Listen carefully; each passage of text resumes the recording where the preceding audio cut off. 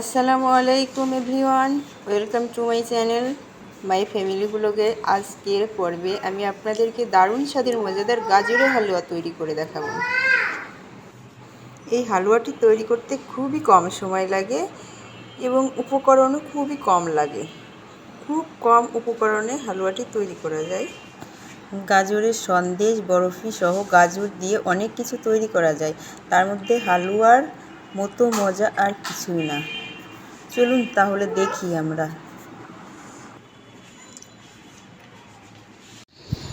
আমি এখানে 1 কেজি পরিমাণ গাজর নিয়ে নিয়েছি।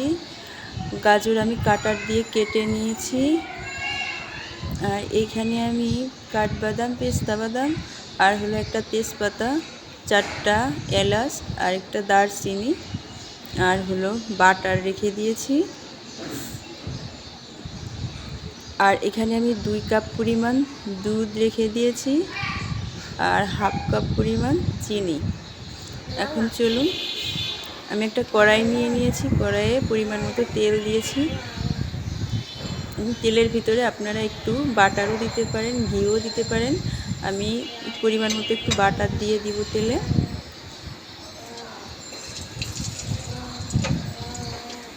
শুধু বাটার দিয়েও রান্না করতে পারেন, আবার শুধু ঘি দিয়েও রান্না করতে পারেন।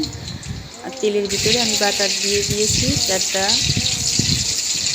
এলাচ আর দারচিনি, একটা তেজপাতা দিয়ে দিলাম। দিয়ে একটু নাড়িয়ে এখন আমি কাটা গাজরটা দিয়ে দিব।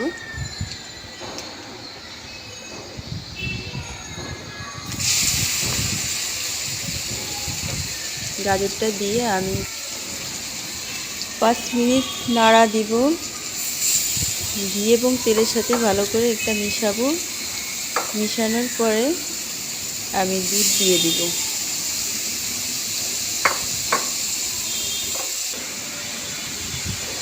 এখন আমি দুধ 2 কাপ রেখেছিলাম, সেই দুধ 2 কাপ দিয়ে দিলাম।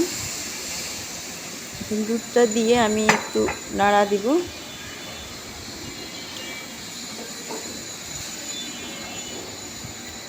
খানিকক্ষণ নেড়ে চেড়ে তারপরে আমি ঢাকনা দিয়ে ঢেকে রাখবো।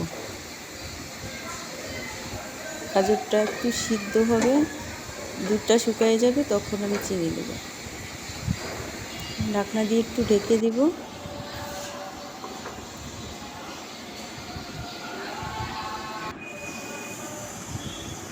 দেখুন এখন দুধটা প্রায় শুকিয়ে গেছে। এখন আমি একটু নেড়ে চেড়ে এর ভিতরে চিনি দিয়ে দিব। চিনি দিলে আবার একটু পানি উঠবে।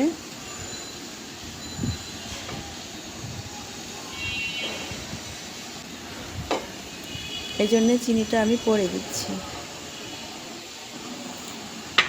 চিনিটা দিয়ে দিলাম।